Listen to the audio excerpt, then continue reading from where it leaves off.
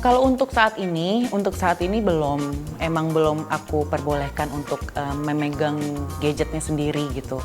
Tapi kalau aku lagi buka YouTube atau aku lagi TikTokan gitu contohnya, Suri suka, Mama Suri boleh ngeliat video lucu nggak atau kartun di handphonenya Mama. Aku perbolehkan asalkan bukan dia yang memegang atau emang addicted sama gadget gitu sih. Mungkin nanti, nggak tahu ya. 6 tahun, 7 tahun lagi gitu mungkin akan aku perbolehkan untuk megang gadget sih gitu.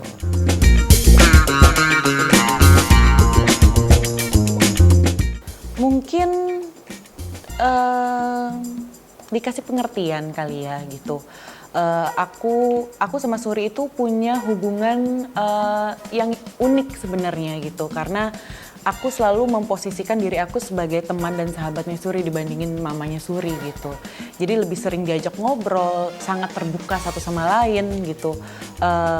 Kesel-keselannya udah kayak bestie yang kesel-keselan gitu. Suri juga karena seperti itu, Suri akhirnya apapun yang ada di otaknya dia selalu utarakan gitu. Jadi kalau biar nggak kecanduan sih sebenarnya dikomunikasiin aja gitu, atau nggak bisa dibagi waktunya gitu, kapan harus belajar, kapan harus main gadget mungkin gitu. Tapi kan nggak selamanya kita bisa kontrol ya gitu. Jadi ya kita orang tua sih, aku sebagai mamanya Suri gitu cuma bisa mengingatkan, balik lagi ke anaknya ntar gimana.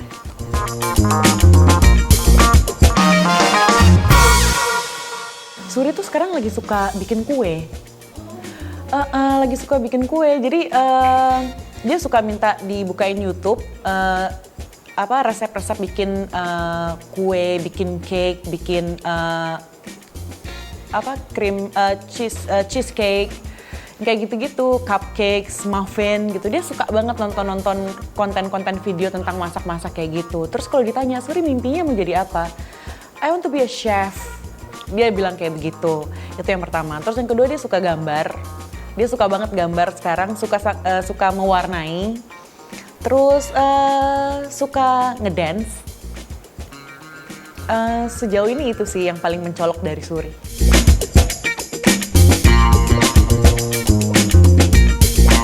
Muncul dari Surinya sendiri sih, karena kalau dari aku pribadi, aku nggak pernah, sama Ciko gitu nggak pernah mengarahkan, kamu harus sukanya ini ya, kamu harus sukanya ini gitu.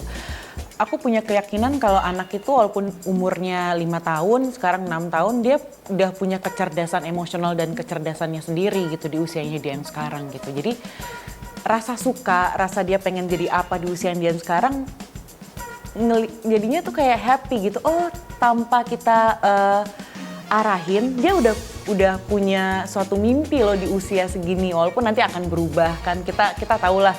Kita aja SMP pengen jadi dokter, SMA pengen jadi insinyur atau jadi apa gitu kan, apalagi sekarang umur 5 tahun gitu. Tapi ya udah nggak pernah diarahin, selalu disupport gitu. Maksudnya kalau Suri suka masak, biasanya setiap dia pulang sekolah aku selalu sempatin waktu untuk bikin banana cake mungkin, bikin muffin mungkin walaupun gagal gitu kan. Walaupun melempem ya kuenya, itu yang sebel tuh kayak aku melempem gitu, padahal udah sesuai dengan resep gitu. Tapi ya pembelajaran kayak gitu-gitu sih nggak pernah diarahin sama sekali.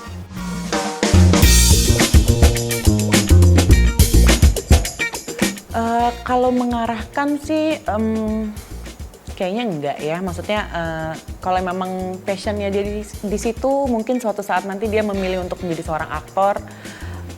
Aku sih nggak akan, aku sama Ciko nggak akan tidak memperbolehkan gitu. Kalau emang dia mau ya boleh gitu, sesuai dengan passionnya aja sih. Paling ya ntar kalau dia udah besar, dia juga belajar tentang tanggung jawab, tentang mimpi, ntar bakal ada di dia gitu. Tapi nggak akan diarahkan harus ini, harus itu, harus ini, harus itu gitu. Karena mimpi, passion itu aku percaya nggak bisa kita arahkan gitu, nggak bisa kita tanamkan kalau buat mimpi, karena itu tuh biasanya muncul dari dirinya dia sendiri gitu. Yang kita bisa tanamkan sebagai orang tua adalah bagaimana dia sebagai seorang perempuan nantinya kalau punya mimpi dikejar terus mimpinya gitu.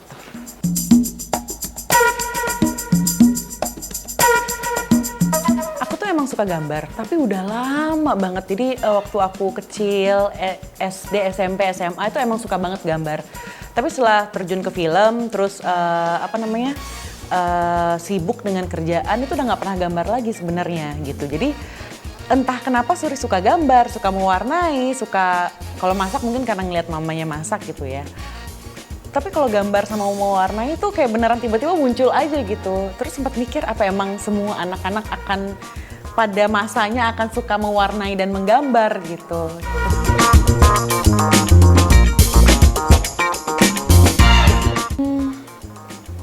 Biasanya kalau aku syuting kan itu pasti sebenarnya kayak syutingnya sebulan gitu kan. Nah dalam sebulan itu syuting paling habis pulang syuting kalau emang nggak kemalaman, me time-nya ngobrol.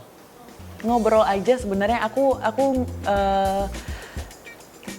nggak tahu kenapa tapi aku percaya obrolan deep talk sama anak itu akan lebih memorable buat dia nantinya gitu. Jadi emang me time aku sama Suri biasanya ngobrol. Suri gimana tadi di sekolah? Dia kan udah mulai sekolah. Suri hari ini ngapain aja? Suri apa yang rasanya apa hari ini? Apa kamu seneng atau happy atau apa gitu? Diajak ngobrol. Ntar dia nanya balik, mama gimana gitu. Terus selain itu apa ya? Paling kita hobi shopping ya berdua. Jadi paling kita berdua kalau pulang sekolah, Suri pulang sekolah, aku suka, Suri, yuk kita ke Sensi gitu. Ayo mas, Suri mau beli celana gitu. Oke, ya udah gitu sih, gitu-gitu aja. Simple, very simple.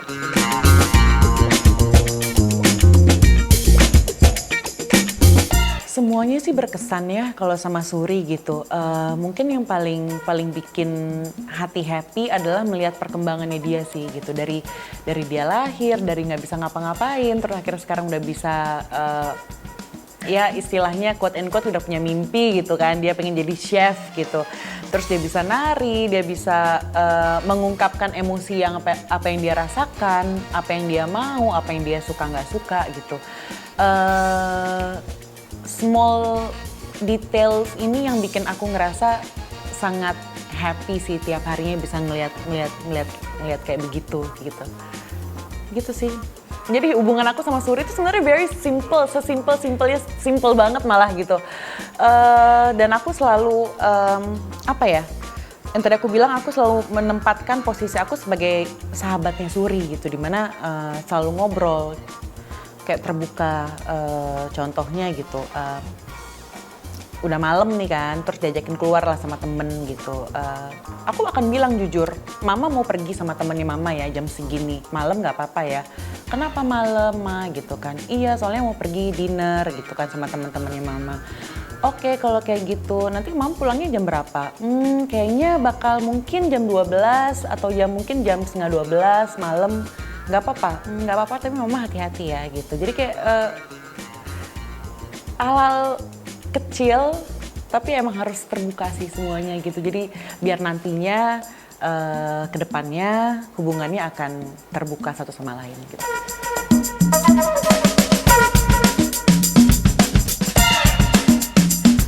Jadilah orang baik sih. Sesederhana itu sebenarnya karena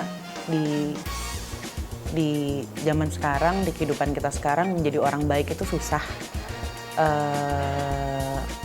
Aku pun sebenarnya masih belajar untuk menjadi orang baik gitu, menjadi orang baik terhadap diri sendiri, terhadap lingkungan, terhadap keluarga.